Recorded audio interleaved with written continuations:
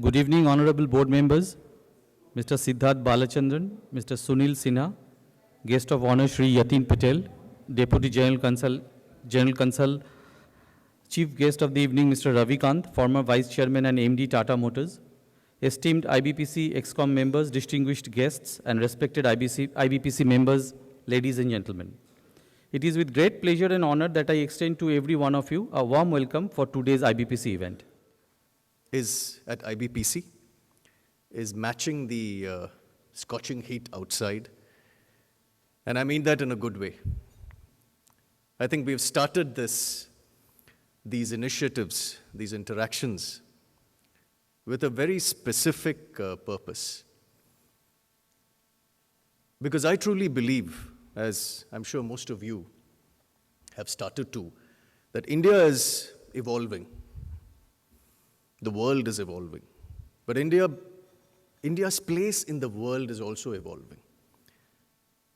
And we are slowly making the transition from a human being-oriented economy to a human capital-oriented economy. And even though there's only one word that is different here, it's a very significant shift. And no corporate in India symbolizes this more than the Tata Group. So all you, how do I put Tataians, or how do I call you people? All you doyens of the Tata Corporate Group, kudos to you. Please give them a huge round of applause. And in the Tata Group of companies, I think a bellwether has always been the Tata Motor Company, which sort of symbolizes the performance of the entire automobile industry in a large part.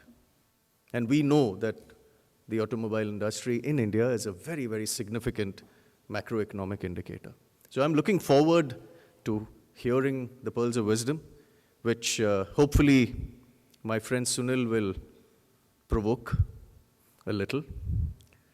And all of us will gain from this very memorable evening. And once again, I welcome all of you. God bless the UAE, God bless India, God bless all of you. Thank you.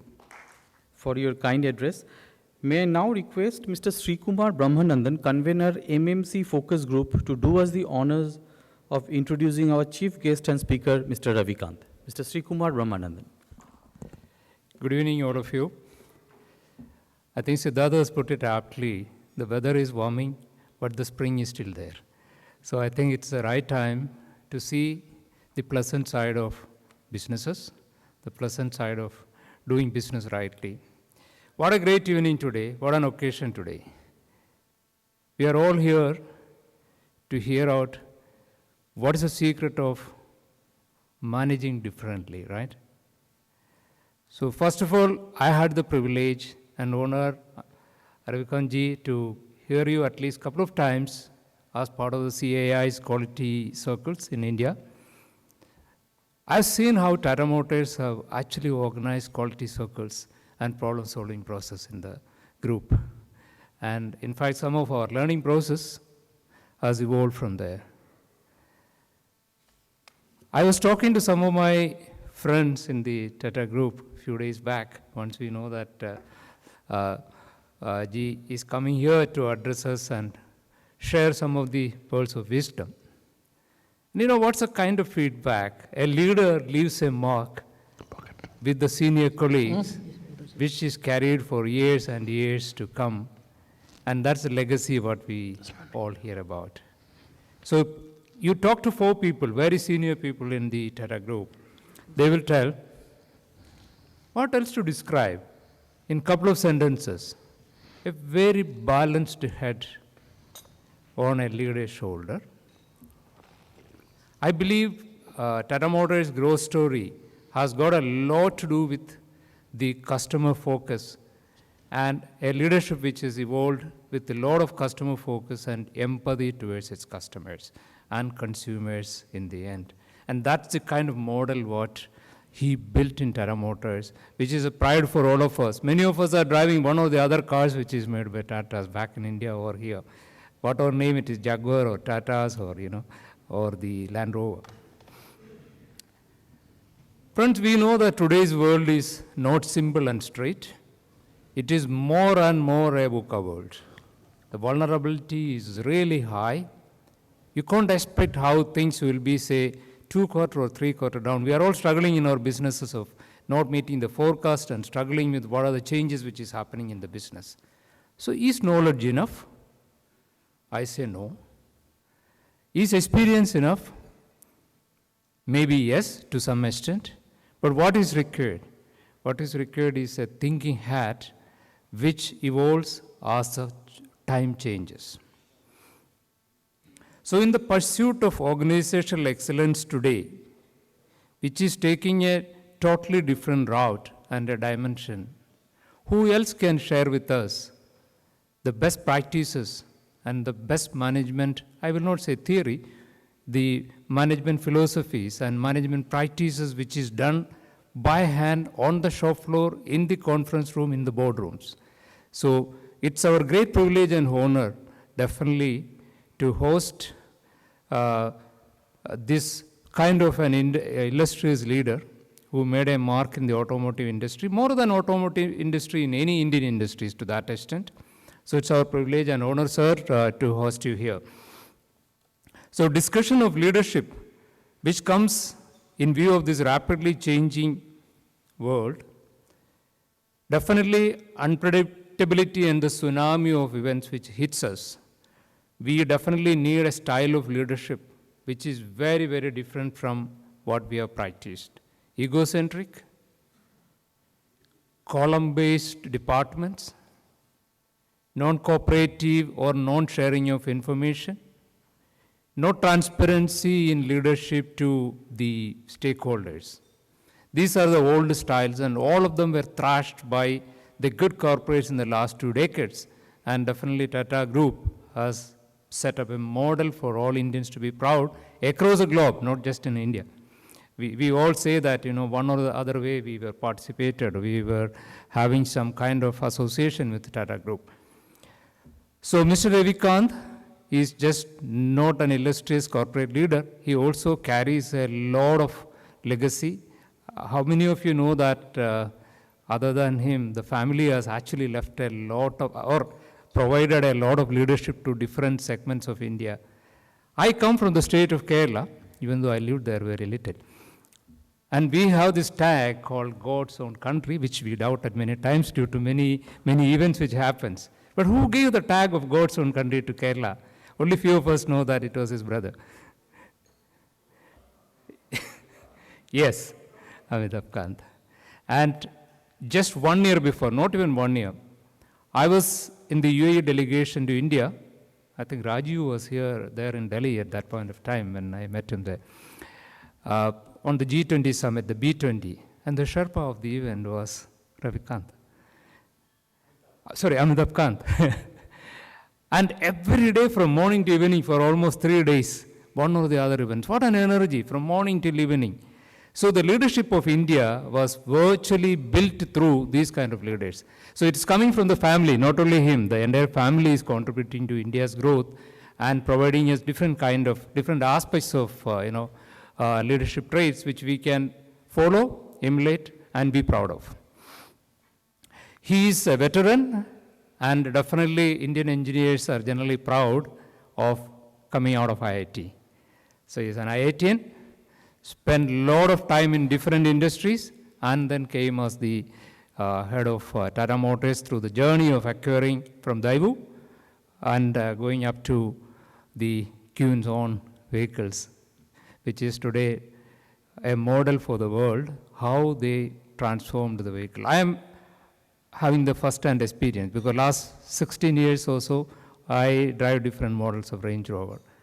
Definitely that 5 years of transition Tata brought into that, the engineering fineness, re-engineering, reduction of weight, efficiency, fabulous and phenomenal.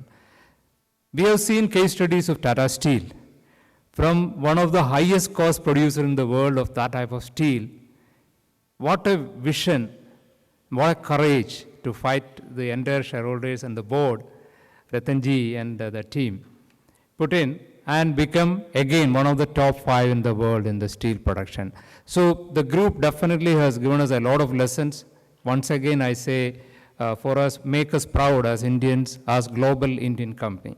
So it's our privilege and pleasure to welcome you to this audience, and may I welcome you to the dais, sir, with a great pleasure. So no discussion is complete unless you have somebody who can really inspire the leader to speak and share his experiences. Every events of IBPC, we are blessed with some of the governors. Just now we heard Balchandra speaking. Similarly, most of our events, somebody comes out with new ideas, inspire us, lead us, and take us through the journey. So today's event, we look forward to none other than our Governor, Sunil Sinha. He doesn't need any introduction, and with great pleasure, may I welcome you to the dais, sir. Thank you very much, Sri, for a very kind and generous introduction, and good evening to everyone who are here, present here. You know that leadership has taken various forms throughout the history of the world, often associated with leading from the front. And this style has proven very effective in many contexts, also in military.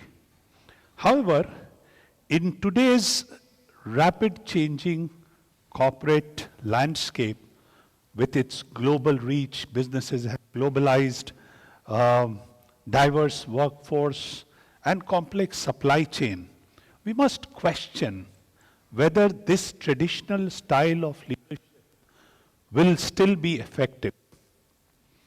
Welcome, Mr. Ravi Kant.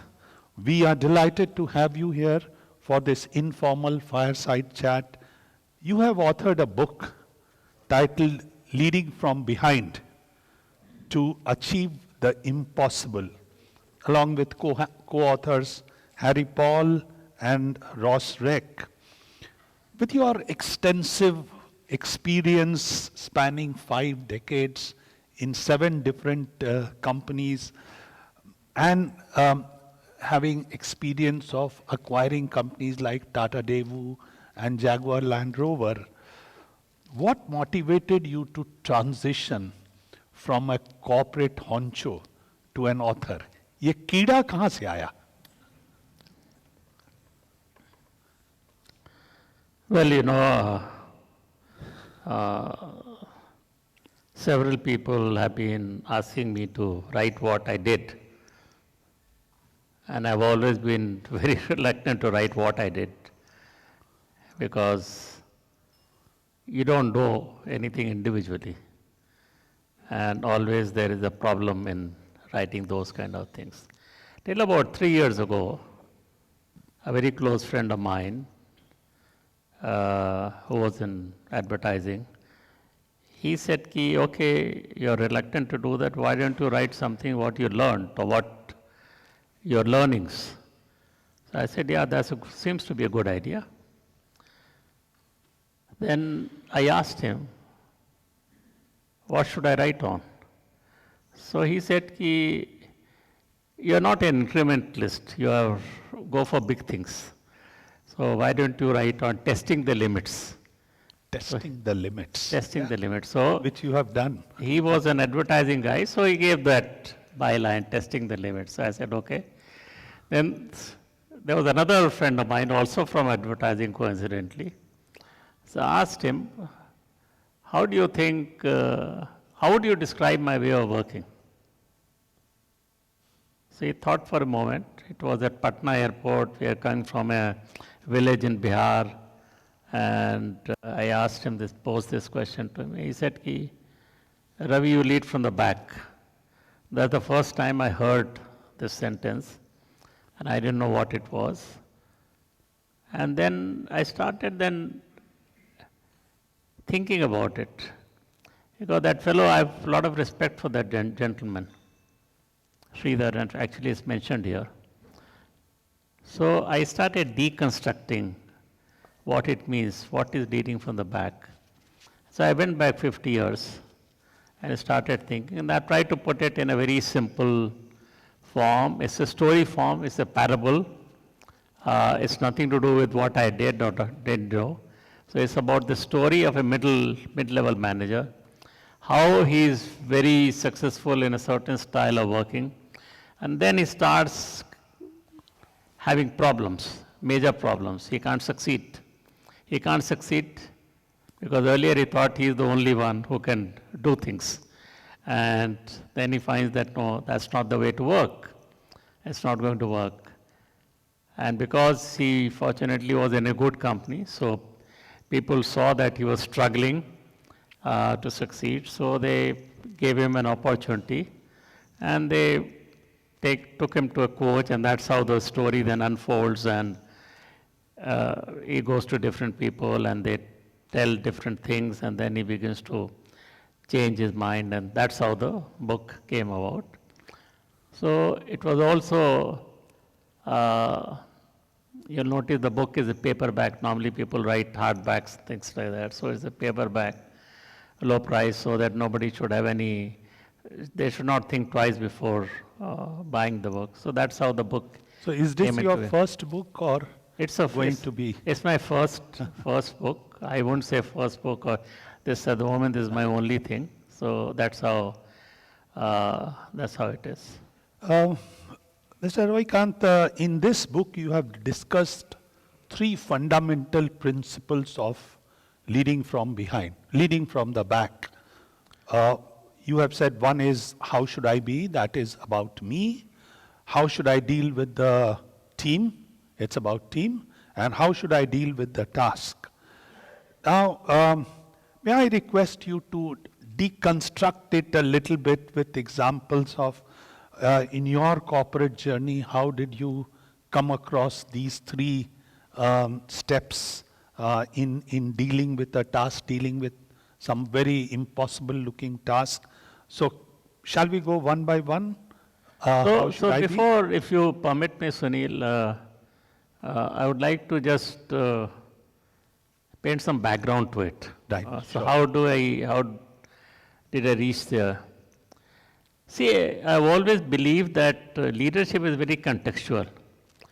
If the context changes, the leadership must change.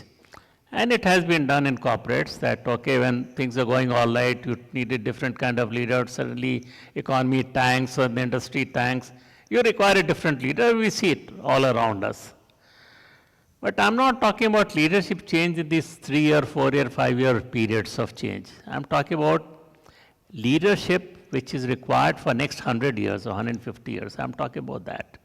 I'm not talking about this 5-6 year kind of stuff. That will always be there. But in a very fundamental manner, what should the leadership be?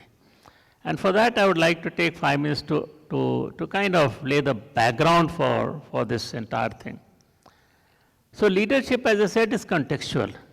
And as Sunil mentioned, let's go back 2,500 years ago.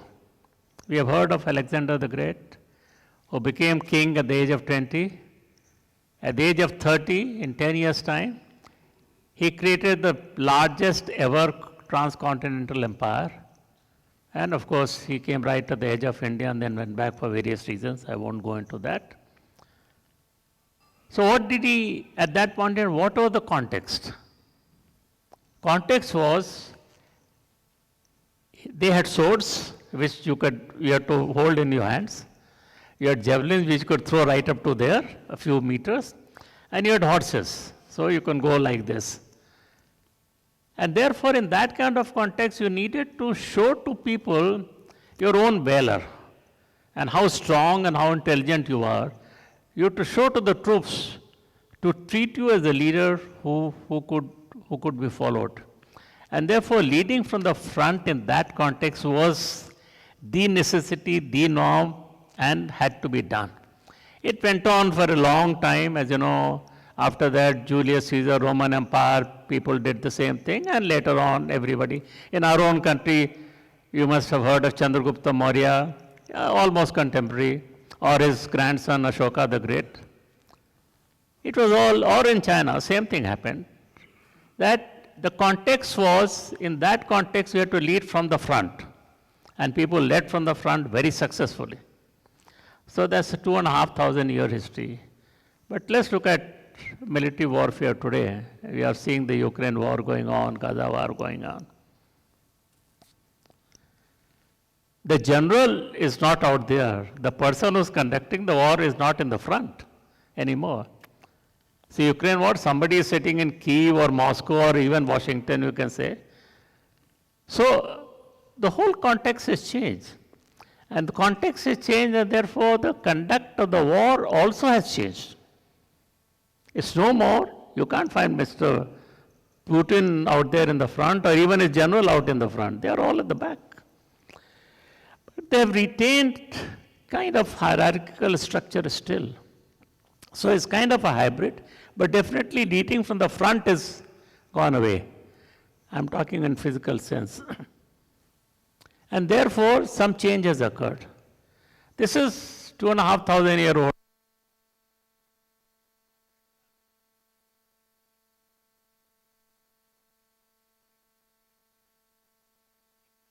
Are very old, but corporates are actually 250 years old only. Because earlier, they are family businesses. I make something in village, I distribute it here in 3-4 kilometer radius. That's how the businesses were. There were artisans and there was this thing. But then something happened in the 15th, 16th century. Renaissance. Happened in Italy, it spread to the entire Europe, it started reaching shores of Europe, America, which was being then discovered. And that gave, in my view, made a base. It changed people's mindset because it made people ask questions. Why this? Why not this? Why this? Why not this? And that started changing the philosophy of the whole thing. And then came in 18th and 19th century, the Industrial Revolution we have all heard of. It started in the UK and spread to Europe. So what did it do? Industrial Revolution did two things. Industrial Revolution gave means to mass produce. So if I could produce in a day 10 articles through artisans, I could now produce 10,000 articles in one day, 100,000 articles in one day. That gave scale. So that came in very handy, and so therefore corporates had acquired that very readily, and rightly so, I would say, in those times. Things started happening, and because after the World War II, US became very strong and very large, and US set the contours of the leadership. And US, as we all know, is leading from the front type. So you see and therefore the leaders also became of that kind, if you see. Very bombastic, very egoistic, very this thing, my way or highway type of means, I am the only guy in the world who can do things. That's how you'll see the American leadership. And that was being encouraged and that was being kind of reinforced by the environment there, because that time US was the only country with predominant. So what has changed? One is a very high amount of unpredictability and uncertainty. I don't have to tell you people. You're all businessmen, you are in the business.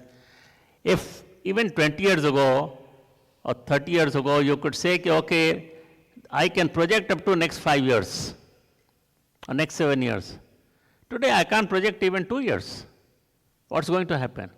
Whether it is natural changes or it is technological changes, this thing, or even wars or things like that, earthquakes, things are happening, so-called black swan events are happening with regularity, and therefore it's very unpredictable and uncertain what's going to happen. So that is one. Number two is, I think Mr. Sri Kumar mentioned about tsunami of data. I mean, tsunami of data, there's the professor from MIT and also he's this thing of senior advisor to Google, Ray. He had said some time ago that the rate of growth is doubling every decade. Which means that a century of progress can be condensed in today's rate in a month. Just try to think about it. A century can be condensed in a month at today's rate of progress. Tomorrow it can be condensed in a week. Day after tomorrow it can be condensed in a day. Therefore, it is impossible for any person, any human being, to be repository of all this knowledge and change. It's impossible. And therefore, if for the first one, therefore you need a more agile, uncertain, unpredictability, that means you need a more agile kind of organization. You cannot have a hierarchical organization because it's very rigid. By the time things go from here to there, and by the time they come from here to there, the orders, things have already changed. And therefore, you need a very agile for the first one. For the second one, you need to have a very distributed thing. It cannot be one guy. You've got to distribute the leadership. You've got to do this, and that is important. Third is increased complexity. Huge complexity. It's getting impossible. If somebody was successful 30 years ago, he can't be successful today in the same way. No way. So these are three things which call for a different type of organization, different type of leadership compared to what we have been used to. In addition, there are a couple of things more. That leadership, as I mentioned, is defined by very egoistic, bombastic, my way or highway type of leader, not invented here. Syndrome organizations. And the more successful organizations, more successful people were, as we all know, the more rigid are, more egoistic they are. Most organizations, I would say, most organizations, most places that you'll find. Somehow in our age, we tolerated all that because our priorities were different. Our constraints were different. But you talk to today's millennials, your sons or grandsons who are in 20s, and you ask them what kind of environment you want to work in. And you tell them the two things. And it is unequivocal answer that they would not like to live in this kind of leadership style which is leading from the front. We have in our families, we have 20 years olds. Ask them. So there is a definite thing that there is now a mismatch. Now the question is, what do you do? Because nature abhors vacuum, as we all know. And therefore, if this is not there, something else has to take its place. And it is in that context, I am suggesting that we need to look at another type of leadership style. And that leadership style, for want of better words, don't take it literally, is, I'm calling it leading from the back. So the question is, I'm now come to Sunil's question. So it is steel. I remember in Japan, they're saying, it's going to cost so much. We made a deal with them that it will cost only so much, 400,000. We made number of, whether it's commercial or technical or things like that, changes. And we produced the vehicle. That's one thing, huge innovation. Number two innovation in that, it's not happened anywhere in automobile world, it's not happened anywhere in any industry, I can tell you that. We have set up a whole factory for manufacture of nano in West Bengal. And for various reasons, we finally decided not to go ahead with that. Not to go ahead with it. It was a very tough call, you can understand. Different things were there. Now what's happened? So therefore, I am dismantling the whole machinery was installed, trial production was being taken. So those of you engineers who can understand. So we started dismantling everything, nut by nut, bolt by bolt, and packing them in containers. 1,300 containers were packed and were being sent 1,300 kilometers across the country. That's one. Number two, on west side, a new factory is coming up simultaneously. So while this is being done, new factory is coming. But Mr. Tata had promised that a car will come, this thing. So we were not going to wait for another 1.5 years. So we had just established a factory in Uttarakhand for ACE production. So now, car production is very different from commercial vehicle production, because car production is very fast and commercial vehicle is kind of slow batch type. So we converted one line of commercial vehicle into a car thing. Again, paint shop, this thing, everything was a big challenge. I mean, those of you in automobile industry can understand, you can't do it. If you ask somebody, he said, no, it can't be done. It can't be done. But it was done. So 3 things are happening at the same time in those 15-month period.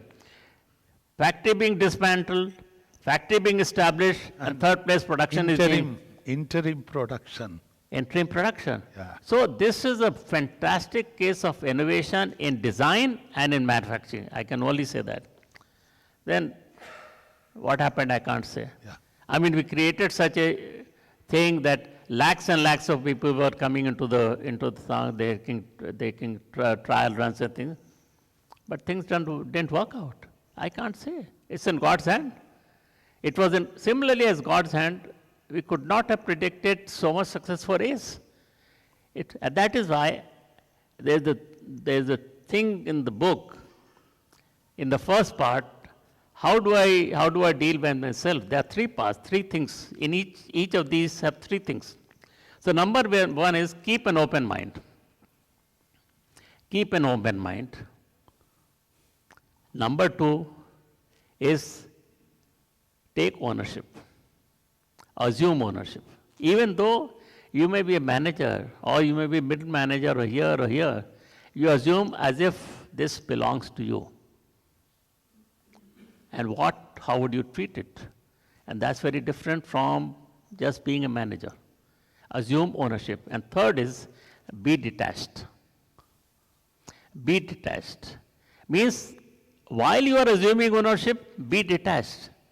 And I again come back to this example of whether ACE and Nano, if you are not detached, if you are not take it philosophically, you can never run the business properly. So be detached means, okay, you have done your best, you have done this thing, but don't start thinking if it succeeded like ACE, oh my God, I'm God. Nobody has done it before. Or if commercially it fails like Nano, say, no, it is somebody else's fault. So I'm saying it is important for us to be detached when we are, and you will see, I'm sure you will see in your things, you are doing damn good job and you find that success is eluding you. And if you are leading from the back type of guy, then you will begin to start blaming your colleagues and environment and everybody else. As you know, we have a laundry list of 500 reasons and you can start ticking them off. But that's not how life is. So be detached is a very important philosophy where it helps you keep a mental balance for yourself.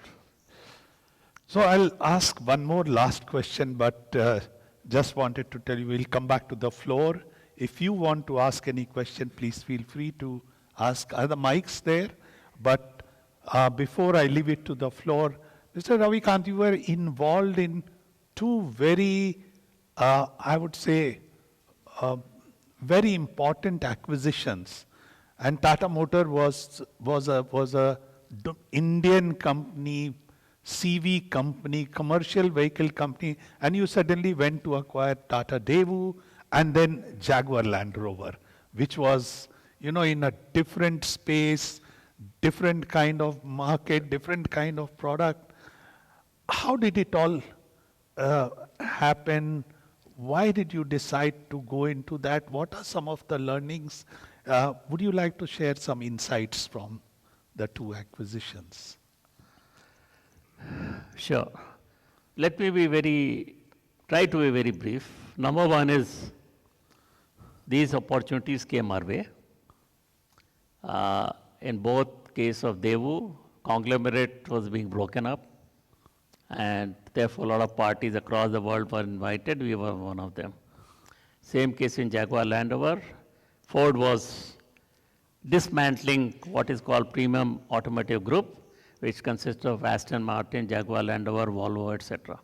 So they were dismantling the whole group. So again, people came, whether we would be interested, and we showed our interest. That's one part. Number two is the philosophy. To me, Tata Devu is far more important because Tata Devu was our first acquisition and we had to be very careful.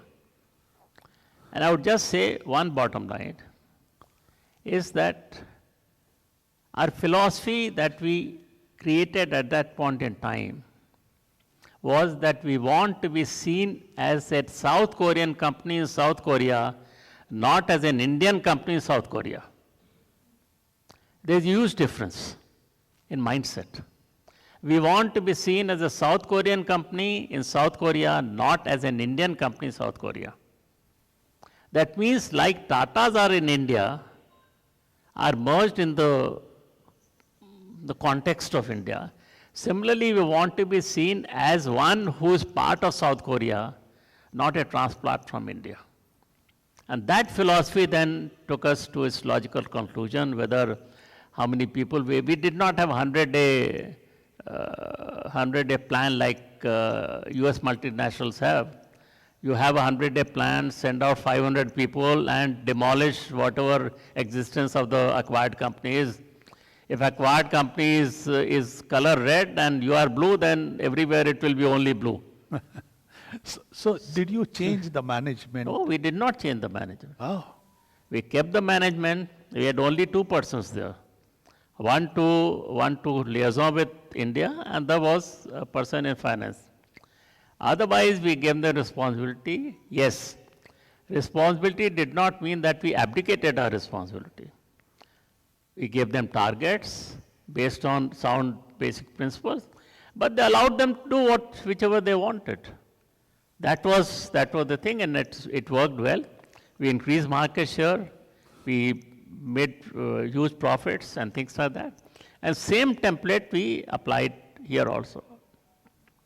And it was a very difficult one, I can tell you that. I cite one example of open mind. So, we are third world country, so to say. And as you know, Korea is a first world country. In one generation, they have done a remarkable thing. From third world, they become first world country in one generation. A very, very remarkable thing. And as we know, they had the chaebols and conglomerates. And they had doing things in a certain manner. So there were 10 bidders. So Daewoo corporations were being broken up. The car division had already been bought by General Motors, and the truck division was on sale. And there were 10 bidders. We were one of them. So I was sitting in the anteroom of the president, and one English speaking, they don't speak English. They do everything in Korean only. But one English speaking mid-level manager was assigned to us. He's standing, I'm standing. And I thought, as we are going to take over the company, we must know as to what they think of us. Because we are not buying a piece of machinery, we are not buying a piece of furniture, we are buying a living company, which consisted of people. And therefore, that company had to run. And we must therefore understand what do these people think, because they are the ones who are going to be running the company. So I asked this boy, and I said, tell me honestly, who would you like to go with? He was a bit hesitant. I said, be absolutely honest with me. There's no fear, don't worry about that. So he said, sir, if you ask me honestly, I would say that we would like to go with the European company. I asked him why. He said, that way, sir, we will get technology and our future will be secured. Now, if somebody had ego and closed mind, they'll say, okay, what the hell, this fellow doesn't know who I am. I'm Tata Motors. I mean, there's a huge difference in volumes and turnover and all that. That time we showed our open mind. And we said, I think this guy is right. And that one sentence changed the whole philosophy of taking over. We did 2-3 things. We changed all our things in all videos and literature into Koreans. We took appointments from president downwards to trade minister and to governor and to mayor and all that. And we talked to them. And because we wanted to convey to them that Tata Motors is not a fly-by-night operator, it is not some kind of village industry, it is not something, it has got great history and great this thing. And Tata Group is also over 100 years old. So if Koreans were very successful in technology and business, the fact that Daewoo was being broken up and sold was the fact that they did not have corporate governance. Okay. And here it was a company or group which had been doing corporate governance for over 100 years. So they had to learn something from us as well. And so I can tell you one thing, and then Tata Motors was not just assembler of vehicles. It had its own R&D department, it made its own shafts and various other components, big components, even Ford shop and casting shop and all that. And we were networked very well across the world. So it was a gap in knowledge. That's what made them think that Tata Motors is not qualified. And as I said, we went across to these people, and within 15 minutes, you could see the change in body language. They began to understand who Tata Motors was, who Tata Group was. And at the end of half an hour conversation, president downwards, everybody said, Mr. Kant, what can we do for you to succeed? 180-degree change. That was one side. Other side is when the unions are very nationalistic in Korea, very, very nationalistic, and they go for tool down or this thing strikes every now and then. So when they saw our people coming or this thing was coming, I narrated the incident of the manager. When the team was coming back after due diligence, with their sincerity, what they were showing and all that, those guys got emotional, the very same people. And they said that if the company has to go to somebody, it must go to Tata only. It was a remarkable change, 180 degrees, whether it is the presidents or trade minister on one side or the people in the company within the. So what changed it? It was not our knowledge. It was our behavior, it was our this thing, we were politeness, it was our treating them as people and people who have a future and that we are here to support them. And that changed.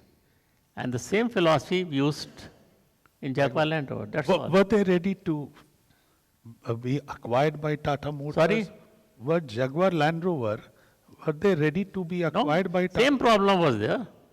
Same problem was there. If you ask me, the head of the dealer council in the US, he announced that this company can't be sold to a tandoori chicken company. This kind of thing. So all this is part of life. So I think you need to go ahead. As long as you're sincere, as long as you're this thing. I remember after acquiring Jaguar Land Rover, Mr. Tata and 2-3 of us went around the US. We did a kind of 5-day, 7 towns trip and all that, met with number of dealers.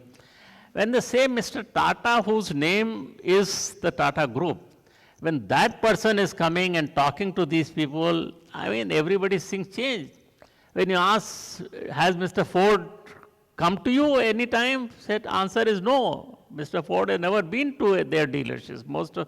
And here is Mr. Tata, whose name the group bears, going and talking to people at their level, in going into their showrooms, going into their workshops, seeing, talking, understanding things, talking in groups, trying to understand what their problems are. When they see this kind of thing, then actually their esteem and their confidence in the whole group increases tremendously. So there's a huge, huge difference in the way Tata's function and some other groups will. That's all I can say. Yeah. Thank you very much, Mr. Ravi Kant. Thank you for sharing your insights and speaking from the heart. A big hand once again for Mr.